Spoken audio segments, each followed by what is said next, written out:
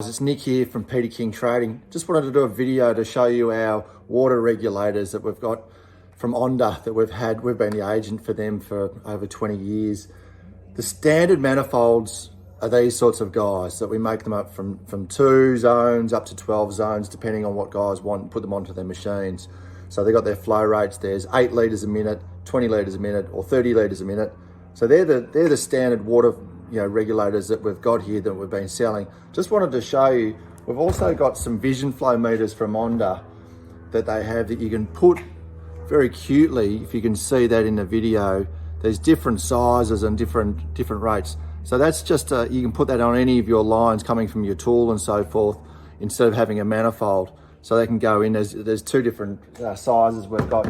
We've even got some with a shut-off valve that shows there that you can shut off your water line, but it also shows your flow rates there. And we've also got some that have got everything. They've got your flow rate, they've got temperature on them, they've got pressure, and you've also got a shut-off valve as well. So it's very easy to do that. Instead of having a manifold that's sitting up out of the way, you can see exactly which line's doing what. So these are Visionflow meters that we've got. I'm going to attach a few videos that we've done from one of our customers just to show them in their line going to their dye heaters. So check out peterkingtrading.com.au or give us a call on 9587 4874. That's 03 in Melbourne, and we can sort you out. So